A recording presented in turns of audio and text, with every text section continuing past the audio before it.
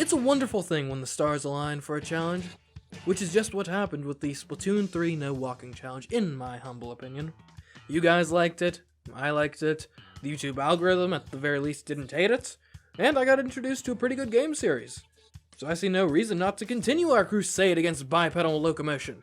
Is it possible to beat Splatoon 2 without walking?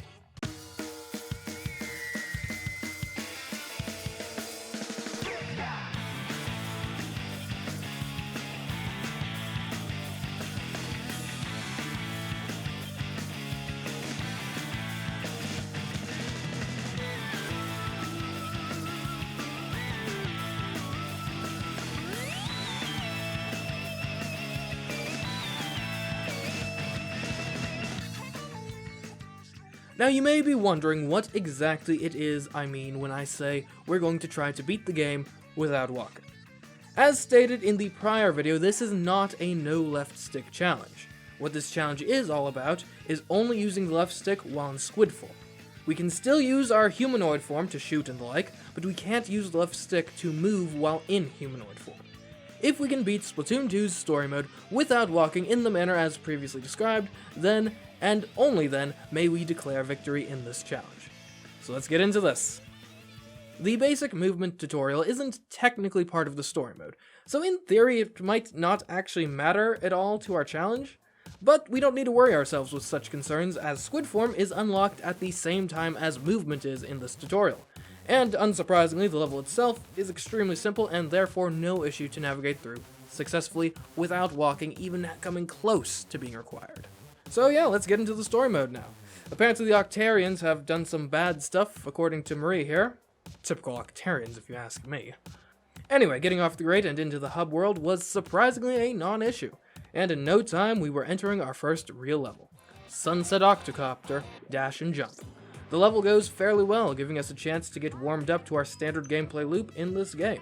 Swimming through ink, pausing to pop up, kill some enemies, and or spray more ink in our path, and then swimming through that ink again, rinse and repeat. What does prove a bit problematic is the fact that after finishing the level, you are spat out on top of the kettle, which brought you there in the first place. Which is a grate-based entrance, which means that once we enter squid form, to move off the grates, we instead enter the level again by falling through the grates. Luckily, the solution, which many of you pointed out during the Splatoon 3 video, as something I overlooked, it's really as simple as jumping while standing. Because that's not walking, and therefore not against the rules, then we change into squid form mid-air, and move off the kettle like that. There we go. Problem solved. Now on to the next level. Welcome to Octopia, the Summer Wind Rises.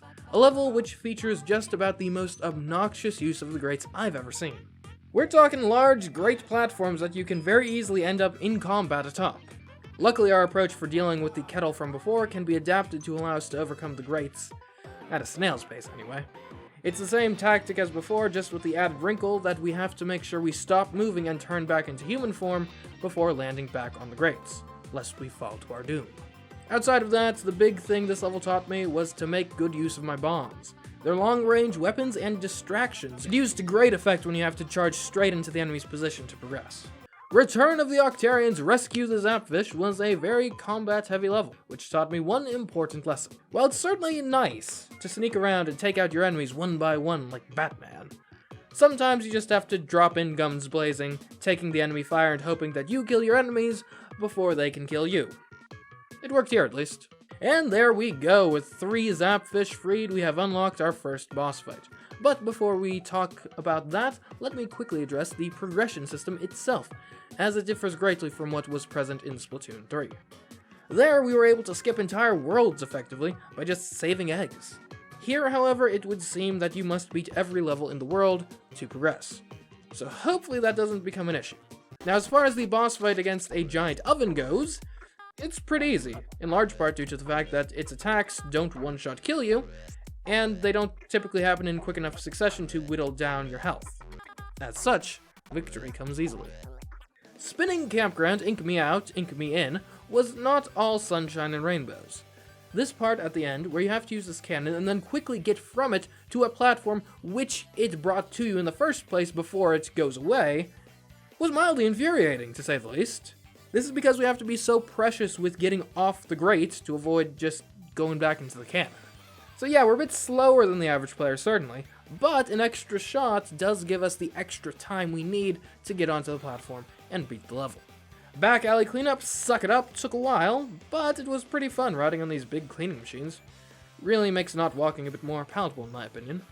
Octoling Strike, Ride in the Reef, was our first encounter with our most formidable foe, Octolings. These fellow bipedal cephalopods are truly a cut above the rest of the Octarian ranks. They move around, take evasive maneuvers, toss bombs to flush you out, and can even seem to track our heroic Inkling protagonists when submerged in ink. Truly, these battles are the greatest test of our combat prowess this game has yet thrown at us. There's no silver bullet to making these encounters easy, but a few things that help are intelligent use of bombs, making sure to not neglect your ink's ground coverage, and whenever possible trying to only aggro one Octoling at a time. Though it was a battle, this level at the very least can be overcome. Enter the Octo Hurler, Let It Roll required a bit of great jumping to access, and once there ambushed us with an interesting surprise. Sheldon, forcing us to use a different weapon, for science. On this occasion, it's the Hero Roller, a weapon most famous for its ability to run over your opponents while you yourself are running. Obviously, we can't do that. Luckily, it also possesses a more standard attack, wherein you splash some ink from your roller. Granted, it doesn't quite have the range or rate of fire we're used to with the hero shot, but I guess beggars can't be choosers. At least the level contains a lot of these targets that you can hit, which then roll and destroy other stuff in their path, which does help to mitigate the whole range issue. Ultimately, it all works out, but I am not going to use this weapon in the future voluntarily, let me tell you that much. The Octo Park, Stay on Your Grind, is another level that forces a specific weapon upon us. But hey, I really don't mind when they force a weapon like this on us. Behold the Hero Dualies. Basically, they're the hero shot, but better. They've got 2 reticules for simultaneous targeting, a faster rate of fire than was the case with the hero shot, and the ability to do a dodge roll while using them. Technically that wouldn't be walking, but it's easy to mess up and accidentally walk while attempting that move, so I'm probably not going to use it too heavily. As for the level itself, it's a breeze, really. Octo Zeppelin Invasion, Time to Set Sail, forced us away from our go-to dualies to instead use the Hero Charger. I'll be honest, I don't like it as much, but it's not bad, especially for use in levels designed around it.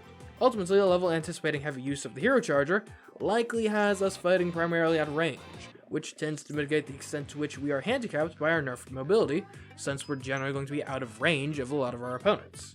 Which is exactly how this level turns out. And now, for the boss fight, which is quite the doozy if I do say so myself. Our first issue is the weapon we've been saddled with, the Hero Roller. Of the ones we've encountered thus far, it is by far the worst one. As we're stuck with this weapon, getting the boss arena inked in an even remotely timely fashion proves to be an extraordinarily difficult task due to our weapon's short range and incredibly slow rate of fire. And that's not even to mention how relentless this boss is at pursuing us as soon as we poke our head out of the ink. And these attacks are no joke. They're incredibly difficult for us to dodge, especially while surrounded by enemy ink, which, generally speaking, tends to be the case because of how terrible we are at inking the arena. We can improve our chances somewhat by jumping while using the Hero Roller to get a long splatter as opposed to a wide one, which is better for sidestepping the boss attacks for sure. But then what? Often that leaves you stuck on an island in a sea of enemy ink, too far away from the boss to even attack it. But if you can survive an attack or two, the boss may just forget about you. And once you've secured a respite like that, you can sneakily pop up and expand your little island. Then, when you're ready, lure the boss over for a devastating ambush. That gets you through phase 1 at least. But phases 2 and 3 bring with them even harder attacks to dodge. Let me tell you, you ain't never seen a more precarious dance than what's present in these phases of the fight, where you end up having to pop up, splatter, then swim and leap to avoid a giant roller, and just hope you don't end up too slow. But eventually, even in these latter phases, you will have dodged enough, eventually, to be forgotten about. And from there, the strategy is the same, allowing us to, through great struggle, finally defeat this boss. And with him down, let's see what stands out in World 3. Now obviously most of the levels in this game, under the rules of this challenge, you have to take slower and more methodically than you otherwise would have if you were just playing the game normally. So I'm not going to pay too much attention to just, oh yeah, it's mildly difficult and mildly slower. What we're looking at from here on out is significant points of challenge. such as right here in Octo Resort Spring Everybody Bounce. Ultimately, the issue here is these bouncy platforms. Unsurprisingly, jumping down off the top rope is a form of entrance that doesn't exactly mesh with our established stealth up and kill approach to this game, especially when the very much not snuck up upon Octarians possess shields to make our life even more of a nightmare. The solution, as I found, was to as much as possible try to eliminate the Octarians before you even land on their platforms. Because, you know, if no one's home, then trespassing's a lot easier. And honestly, that's about the only major difficulty in this world before its boss fight. And really, the boss fight was nothing compared to the last one, at least. And that was due to one simple fact, which is that this arena had a lip around its edge, so we could just hide there and attack the boss without it even being able to reach us for most of the fight. I kind of feel a bit dirty for having approached the boss in this way, but yeah, I think we did our time with the previous one, so I'm cool with it. Now let's see about World 4. Well, you want to hear about difficulties? Then let me tell you about Towering Heights, Climb and Slide. This is a charger level, but hey, like I said before, that's not too bad for a level designed around the charger, since normally that means we can snipe our enemies before they're close enough to even be a threat. Sound logic, generally speaking, but not when our enemies are snipers, with a longer range than us. As it turns out, this trio of snipers towards the end of the level was the source of nearly all of its difficulty. Let me give you the play-by-play of how to get through this gauntlet. Upon landing, as quickly as you can, squid your way to take cover behind these crates in the middle of the arena. Yes, you will be fired upon, but hopefully you'll survive. Once the heat has died down, take your chance to snipe this Octarian. You should be in range from here. You may even have some peace after doing the deed. However, you will not have that peace once you use your charger to blaze a trail back from whence you came, so swim fast. Don't even bother stopping to lay ink after you turn left, just get as close as possible to the wall as quickly as possible. From here, you should be safe. Next, you'll have to get an angle to ink the wall so you can swim up and knock out Octarian number 2. But that still leaves one more, and this one will kill you if given the chance. Luckily, you're not approaching this one head-on, therefore, due to the angles of the attacks, you can create a path with your charger that won't be immediately overwritten. Take that path and execute the last Octarian. So yay! The hard part is behind you. Now all you have to do is survive this chaotic gauntlet, which immediately follows it. It also has snipers. All I can say here is good luck and make use of your cover. But if you thought those snipers were bad, get a load of these guys, helping out some Octolings. They honestly do such a good job at pinning you down while you make your way down one tower and towards the other. Ultimately, our usual caution to stealth is completely infeasible against these guys, since every time we surface to shoot some ink to stealth through, they lock onto us relentlessly, and, just ink the entire place in their color, which is obviously not very conducive towards what we're trying to achieve. The approach that ended up working was the good old-fashioned run, or I guess in this instance, crawl in, guns blazing approach. And that one only worked barely. We did get the snipers down though, and once they were down, to be honest, the Octolings didn't stand a chance. But does the boss hold a candle to all the sniper trouble we've been dealing with? Well, the boss is a sniper. A sniper who can shoot through walls, so take a wild guess.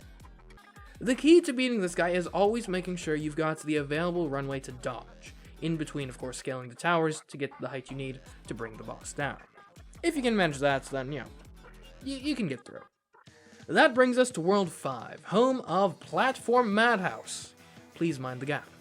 The level opens with a straight-on charge against not quite snipers, but honestly, these minigun guys are close enough. The saving grace against these guys is that they get tired, which gives you an opportunity to make progress towards them.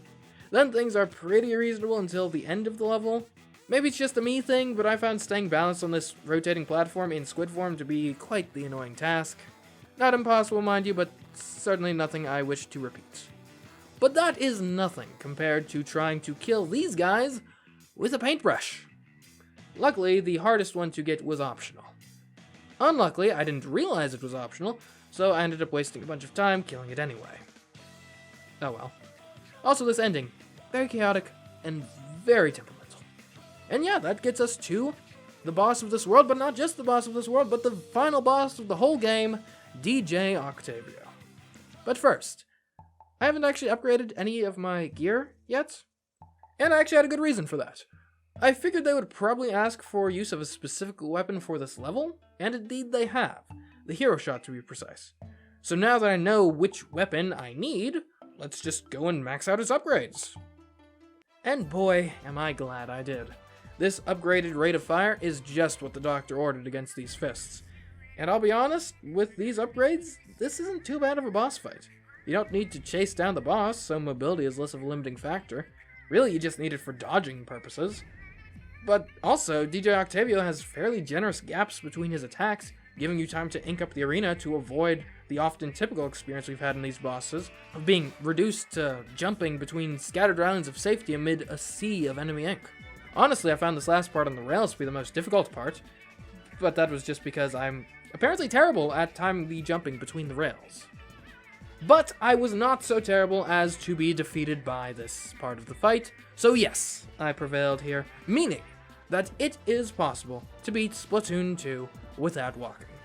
I hope you enjoyed this video. If you did, don't forget to like, subscribe, comment, ring the bell, and if you really want to support the channel and get some fun perks for your trouble, consider backing the Patreon, like these fine individuals on screen, particularly our $15 patrons, Enigmatic Mr. L and Ashfrin Says.